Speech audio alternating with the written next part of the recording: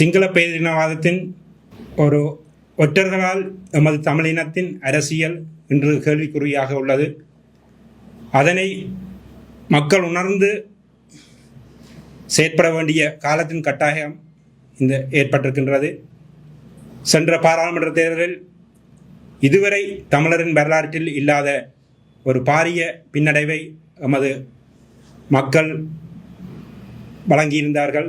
அதனூடாக சிங்கள பேரினவாதத்தின் செயற்பாடுகள் நமது வடக்கு கிழக்கில் மேலோங்கியுள்ளது. எனவே அவற்றை கருத்தில் கொண்டு வாக்காள பெருமக்கள் செயற்பட வேண்டிய காலத்தின் கட்டாயம் இது. குறிப்பாக எமது மூத்த அரசியல்வாதிகள் நீண்ட காலமாக சரியான ஒரு அரசியல் வழிநடத்தலை எமது மக்களுக்கு கொண்டு செல்லவில்லை. எமது இளைய தலைமுறையினருக்கு அதை வழிப்படுத்தலாக கொண்டு செல்லவில்லை, போதிக்கவில்லை. அதன் அடிப்படையிலே பல மாற்றங்கள் இங்கு சிங்கள தேசத்தின் ஆட்சி இங்கு பல சமூக ஊடகங்களுக்கு ஊடாக ஒரு மாற்றத்தை உருவாக்கியிருக்கின்றது. எனவே இவை எல்லாவற்றையும் கருத்தில் கொண்டு தமிழ் தேசியத்தின் பால் எமது இருப்பை தக்க வைப்பதற்காக தொடர்ந்து பயணிக்கின்ற ஒரு கட்சியாக தமிழ் தேசிய மக்கள் முன்னணியின் நாங்கள் இணைந்துள்ளோம். அதிலும் குறிப்பாக நாங்கள் நீண்ட காலமாக தமிழரசு கட்சியில் பயணித்தவர்கள். நாங்களும் எமது பரம்பரையாக தமிழரசு கட்சியில் பயணித்தவர்கள். இன்று தமிழரசு கட்சிக்குள் சிங்கள பேரினவாதத்தின் ஒற்றர்களால் இன்று அது அளிக்கப்பட்டு கொண்டிருக்கின்றது. தமிழ் தேசிய கூட்டமைப்பு எவ்வாறு அளிக்கப்பட்டதோ அதே போன்று இன்று தமிழரசு கட்சியும் அளிக்கப்பட்டு கொண்டிருக்கின்றது. இதனை உணர்ந்து நாங்கள் வெளியேறி ஒரு தமிழ் தேசியத்தின் கொள்கையோடு பயணிக்கின்ற தமிழ் தேசிய மக்கள் முன்னணியில் இணைந்துள்ளோம்.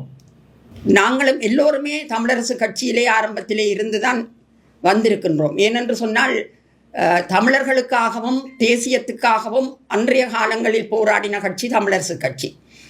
ஆனால் அந்த தமிழரசு கட்சி தன்னுடைய நடபயணத்திலே கொள்கைக்கு முரணாகவும் அந்த மக்களுக்கான போராட்டத்துக்கு வலு கொடுக்காமலும் அது தன்னுடைய கொள்கையை என்று விட்டு விலகியதோ அன்றே அந்த தமிழரசு கட்சி தடம் புரண்டு விட்டது என்று தான் நான் நினைக்கின்றேன். இதனால் கொள்கை மாறாத, தேசிய கொள்கையை மாற்றாத ஒரு கட்சிக்காக நாங்கள் ஆதரவு கொடுக்க வேண்டும் என்றதுதான் எங்களுடைய விருப்பம். தமிழரசு கட்சியும் அதே நிலப்பாட்டிலே இருந்திருந்தால் நாங்கள் விலகி இருக்க தேவையில்லை. ஆனால் உறுதியான கொள்கைகளோடு நின்ற அத்தனை பேரையும் தமிழரசு கட்சி தன்னுடைய இடத்திலிருந்து நீக்கிவிட்டது. அந்த கொள்கை எங்களுக்கு ஏற்புடையதாக இல்லை. அது தமிழரசு கட்சிக்குரிய கொள்கையும் அல்ல. தந்தை செல்வா கொண்டு வந்த கொள்கையும் அங்கு இல்லை. கட்டுக்கோப்பான கட்சி என்று மேடைகளில் முழங்கினாலும் அந்த கட்சியின் கட்டும் இல்லை, அதின் கோப்பும் என்று அழிந்து விட்டது. குறிப்பாக அதிகமான கட்சிகளில் பெண்களுக்கு முன்னுரிமை இல்லை. குறிப்பாக தமிழரசு கட்சியிலே பெண்களுக்கான இடம் கொடுக்கப்படுவதில்லை. கடந்த தேர்தலில் கூட நாங்கள் இங்கு ஊடக சந்திப்பை நடத்தியிருந்தோம். காடு மேடெல்லாம் தேடி உறுப்புரிமை இல்லாத பெண்களை நிறுத்தியிருந்தார்கள். ஆனால் 52% மேற்பட்ட பெண்கள் தான் எங்களுடைய நாட்டிலே பெண்கள் தான் அதிக சனத்தொகை உள்ளவர்களாக இருக்கின்றார்கள்.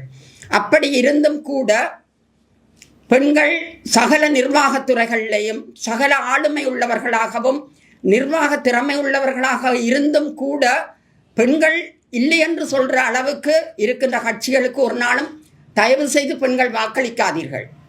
ஏனென்று சொன்னால் எங்களுடைய ஆளுமைகள் எங்களுடைய பெண்கள் மூலமாக வெளிப்படுத்தப்பட வேண்டும் என்பதில் நாங்கள் இந்த இடத்திலே தமிழ் தேசிய மக்கள் முன்னணி அந்த உரிமையை பெண்களுக்கு கொடுத்திருக்கின்றது.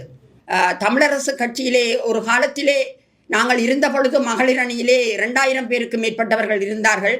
இன்று 3 பேர் கூட அந்த மகளிர் அணியின் பெயரே அங்கு இல்லாமல் போய்விட்டது.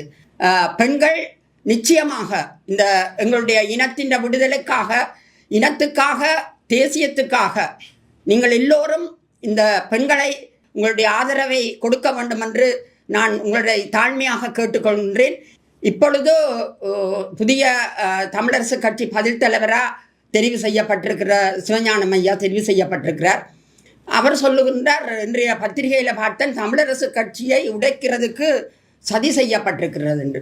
அவர் கட்சிக்குள்ளேயே தேட வேணும். அதை யார் சதி செய்திருக்கிறார்கள், யார் உடைச்சிருக்கிறார்கள் என்று அந்த கட்சிக்குள்ளேயே தேடினால் அவருக்கு விடையை கண்டுபிடிக்க முடியும். ஆனால் அங்கு எந்த ஒரு தரம் தலைவராக நிலையாக நிற்க முடியாது. அப்படி ஒரு சூழ்நிலையில தான் தமிழரசு கட்சி தடம் புரண்டு கொண்டிருக்கிறது, குத்துக்கரணம் அடித்து கொண்டிருக்கிறது.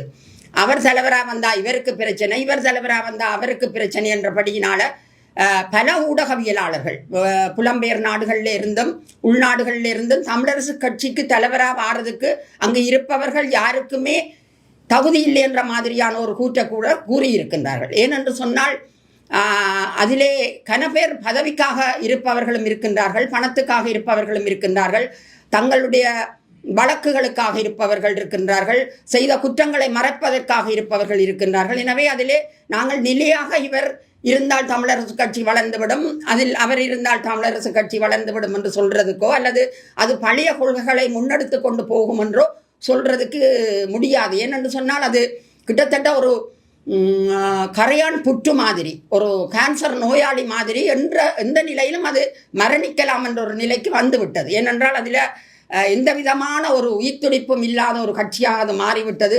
எவ்வளவுதான் கூக்குரல் போட்டாலும் கடந்த பாராளுமன்ற பொதுத் தேர்தலிலே அதனை மக்கள் நிரூபித்திருக்கின்றார்கள். மிக அழகாக வெளிச்சமாக வெளிப்படையாக அவர்கள் நிரூபித்திருக்கிறார்கள். உங்களுடைய தேசியத்தை நேசித்த மக்கள், தமிழ் இனத்தை நேசித்த மக்கள் அதனை நிரூபித்திருக்கின்றார்கள். நான் என்னை பொறுத்தவரையிலோ அல்ல எங்களுடைய ஜனநாயக தமிழரசு கூட்டமைப்பை பொறுத்தளவிலேயோ எந்த விமர்சனத்தையும் அவர்களுக்கு எதிராக நாங்கள் செய்ததில்லை.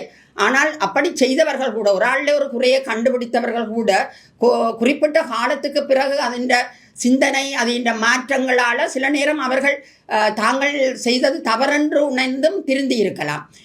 தாங்களுடைய பயணம் இவர்களோட போனால் சில நேரம் அது சரிவரலாம் என்றும் நினைத்திருக்கலாம். ஏனென்று சொன்னால் சந்திரனிலும் மாசுபடுறது இருக்கின்றது, சூரியனிலும் மாசுபடுறது இருக்கின்றது. எனவே இதையும் நாங்கள் 100% சொல்ல முடியாது. தங்கத்திலே கூட குறை இருக்கிறது.